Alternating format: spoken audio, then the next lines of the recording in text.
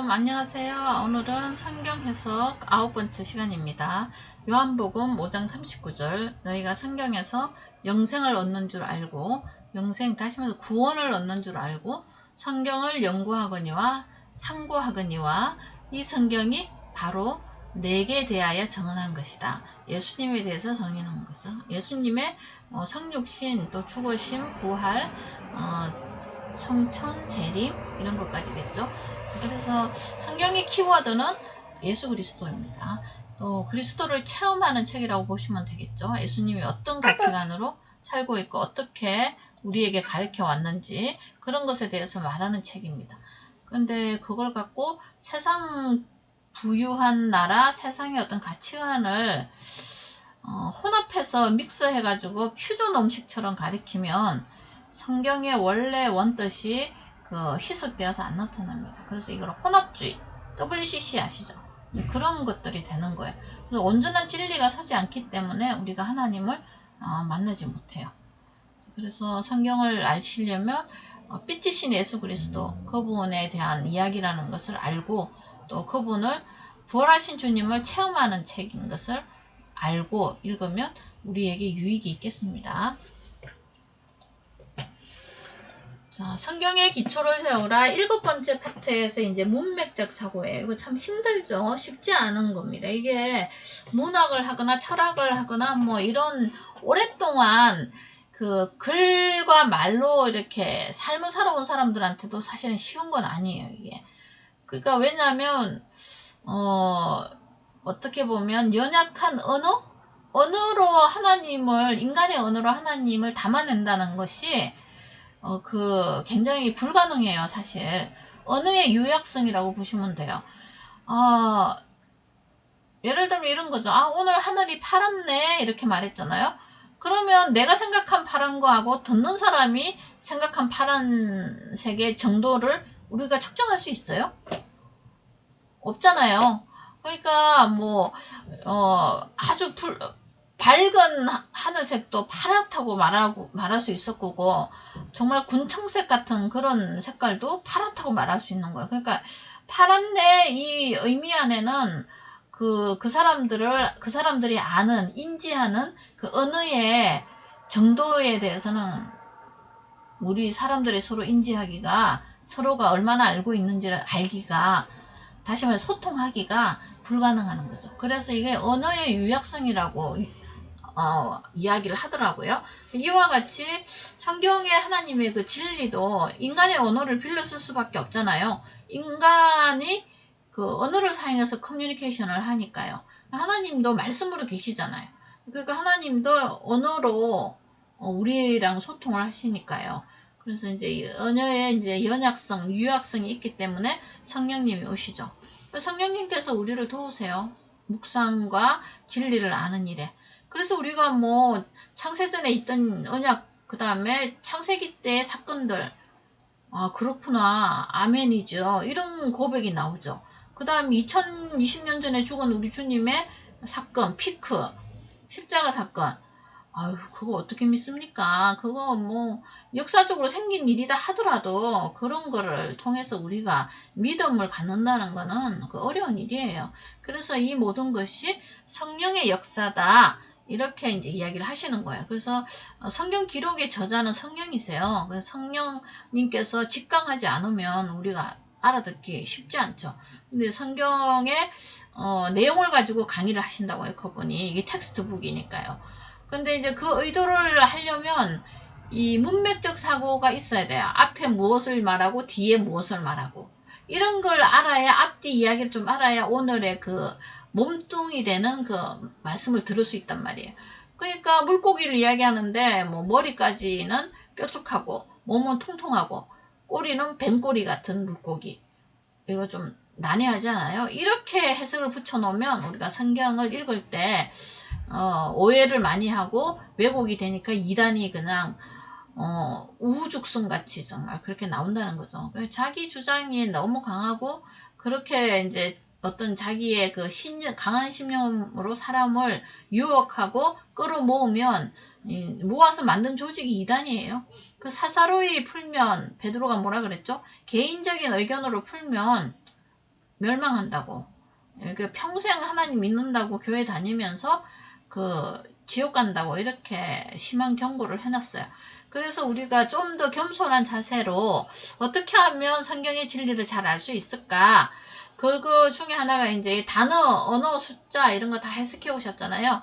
그래서 창세기부터 쭉 보시면서 문맥적 사고라는 이 관점을 갖고 봐야 돼요. 앞뒤에 무슨 말을 하셨나? 그 다음에 구속사라는 그 하나님의 언약, 약속이 어떻게 흘러가고 있나? 어떤 내용을 이야기하고 있나? 이런 거 이야기하는 거예요. 그 키워드는 인간의 구원 이야기고 주님의 죽으심 이야기인데요. 거기에서 하는 강물처럼 흘러내려가야 이 성경 66권이 다 끼어진단 말이에요. 그런 강물 이야기하다가 갑자기 막 산 이야기하고 돌 이야기하고 이러면 안 되는 거죠.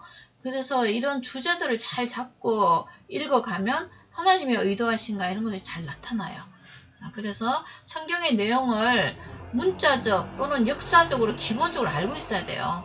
이건 뭐 여리고성이 뭐고 그 다음에 그 창세기 가인 아벨 뭐 이런 게 또 뭐고 이런 껍데기적인 걸 어린이 때부터 안 알아놓으면 이거 다 다시 어린이 때 새로 공부해야 되는 거예요. 시간이 굉장히 많이 걸리는 거죠. 그래서 문자적으로 아는 거, 역사적으로 아는 거. 역사는 인간 역사입니다. 인간 역사와 또 구약의 이스라엘 역사죠. 그 역사대로 아는 거. 이걸 기본으로 깔고 있어야 주님의 구속사적인 그 관점으로 성경을 이제 보는데 도움이 된다는 거죠. 근데 뭐 그 성경 내용에 뭐 스가랴가 어디 있는지 말라기가 누군지 말라기는 뭐 말라라는 선지자가 썼다든지 뭐 이렇게 이야기하면 조금 곤란합니다. 문자적으로 또 그거 뭐 말란지 말라기인지 이거 모른다고 구원이 없진 않지만 그런 사소한 내용들까지 다 챙겨 놓지 않고 성경을 보면은 나중에 이제 연결이 잘 안 된다는 거죠. 그런 기본적인 건 알고 있어야 돼요.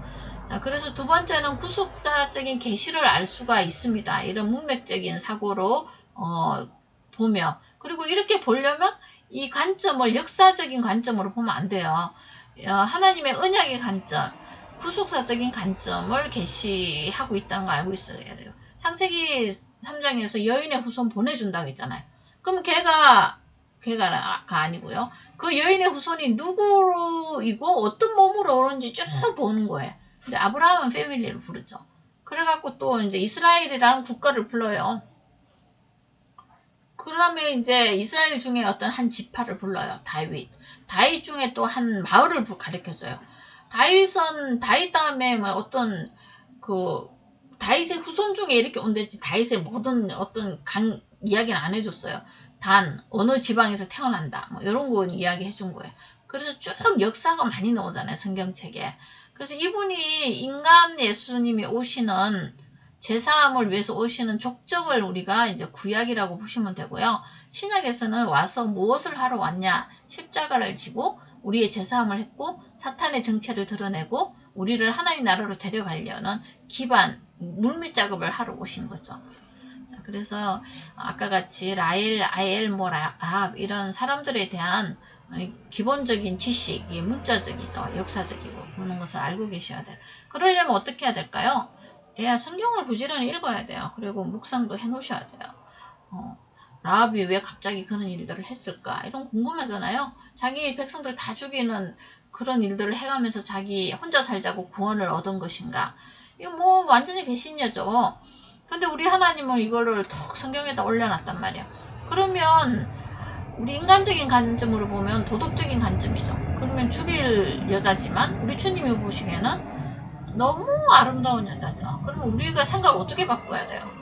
왜 하나님의 마음, 하나님의 뜻으로 바꿔야 된단 말이에요. 그게 이제 이게 구속적인 계시로 보는 거란 말이죠. 그 다음에 옷자락, 예수 옷자락을 잡은 여자 있잖아요. 가죽 옷을 만지면 십자가 복음을 믿으면 혈우병이 낫는다는 걸 이 여자는 알았어요. 뭐 어떻게 알았냐면 그 레이기 제사장 온 이야기 나오잖아요. 그 여자는 알고 있었어요. 그 대제사장으로 오시는 우리 주님의 그 옷에 대한 믿음. 그래서 바로 이제 옷 만지고 난 다음에 뭐가 되죠? 따라 이렇게 돼요. 정말 사랑스러운 호칭이죠. 그래서 믿음으로 구원받는다는 걸 알고 있어요. 무슨 믿음? 예, 구약을 기반으로 하는 이 여자한테죠. 우리는 모든 성경을 기반이죠. 구약의 레위기의 그 언약을 아는 믿음이 있는 여자예요, 이분이. 평안하라, 이제 안식으로 초대하죠. 제사함을 받았다. 그래서 복음으로 어떤 율법에 매인 여러 가지 죄들을 풀어주시는 예수님인 것을 알았어요. 그러면 이분의 병이 나아야죠. 그죠? 혈우병이라는 생명이 빠져나가는 것은 율법에 매인 우리 인간의 상태를, 죄인의 상태를 말하는 거예요. 풀어줬다, 용서해줬다, 이건 나아야죠. 그래서 이렇게 구조가 되어 있는 거예요. 이거를 그렇게 못 보고, 믿음의 큰 구조로 못 보고, 아유, 우리 주님을 막 결사적으로 찾았더니 우리 주님 아이고 불쌍해라 해서 만져가지고 이 기적을 일으켜서 병을 낫게 해줬어요. 치유 사건이잖아요. 치유 안 한다니까요, 나중에는. 그러니까 이렇게 보면 안 맞다니까요. 그거 이야기하라고 기록한 이 스토리가 아니에요. 그래서 이제 율법 안에 있는 사람들을 지켜서 이제 진리를 알려고 한 사람이 있었죠. 율법 안에 다 살았잖아요. 구약 이야기예요. 근데 열심히 지켜서 진리를 알고 하나님 만나겠다고 노력한 사람이 사울인데 결국 살인자로 나타나요. 다메섹에서 또 이런 주님을, 십자가에서 죽은 주님을 만난 또 한 사람이 있죠. 바울이에요. 복음 전도자가 돼요. 진리 전파자가 되는 거죠. 자, 그래서 우리가 누구 안에서 사는지 얼마나 중요한지 아시겠죠? 그래서 이 다메섹에서 만난 한 사람이 바울인데, 사울이자 바울인 이 사람의 이제 신앙 고백을 좀 들어보세요. 로마서 7장이에요. 자신의 실존을 알게 된 거죠. 율법 안에 있을 때는 그 까막눈이었어요. 소경이었어요. 어둠에 속한 자였어요. 그러니까 자기 모습을 볼 수 없는 자였죠. 그래서 율법을 이제 하나님 주님이 알게 해주신 그 율법을 제대로 해석을 하고 나니까 제대로 알게 되니까 자기가 뭐죠? 오라 나는 공고한 자로다. 이 사망의 몸에서 누가 나를 건져내랴. 이제 요거 율법 안에 있는 사람의 본질을 확 본 거죠. 근데 바로 나오죠. 고민 안 해요. 이 사람은 만난 사람이잖아요. 감사리로다. 우리 주 예수 그리스도의 생명의 법, 성령의 생명의 법이 나를 자유케 했다고, 풀어줬다고 그러죠. 요게 이제 그 로마 7장의 이런 실존에 대한 절망과 8장 1절인가요? 8장 바로 옆에 나오는 감사리로다. 그 복음의 절규에 대해서 이제 기록한 책이 로마서예요. 그게 이제 우리 아까 봤잖아요. 누구? 여인. 어디 갔어요? 혈루병 여인 있죠. 혈루병 그 아주머니도 바로 그 순간 그렇게 낫게 되는 거예요. 우리 또한 예수 그리스도를 들으면서 믿음이 나오므로 죄인에서 의인으로 옮겨간 거죠. 하나님의 자녀로 옮겨갔단 말이에요. 자, 그래서 또 이제 내용 보면 요한의 목 잘린 사건이 있었죠. 목 잘려서 죽임 당한 사건. 이 상황에서 우리 주님은 그 장사 지내러 안 가요. 어떻게 하죠? 오병이어 가지고 파티하고 있어요. 아이고, 이거 어떻게 된 거예요? 예수님은 막 칭찬했잖아요. 요한 너만큼 이 땅에서 여자의 아들 중에 처럼 큰 사람이 없다 막 그랬는데 애도식이 아니라 파티식 한다니까요. 그러니까 이게 보면은 이제 요한이 구약의 마지막 선지자잖아요. 구약 문 닫았어요 이제. 그러면 예수님이 바로 오시죠. 복음이 왔으니까 이 땅은 어떻게 돼요? 예, 파티해도 되지 않아요? 그래서 오병이어의 파티를 하고 있는 거예요. 성경을 이렇게 읽어야지. 이게 관계가 잘 안 되면 의아해야죠. 와, 우리 예수님이 인품이 그거밖에 안 됐나? 이런 식으로 도덕적인 관점으로 이제 바라보는 거죠. 그래서 성경은 그런 거 도덕적인 관점으로 연결하라고 기록한 책이 아니에요. 이제 이런 율법과 복음을 구분해서 기록한 책이에요. 자, 여인의 옷자락 이야기 의미도 하셨죠. 그 믿음으로 우리가 주님 앞에 나왔을 때 주님의 태도가 뭐다? 구원을 해주신다는 거죠. 자, 예, 오늘은 여기까지 하겠습니다. 감사합니다.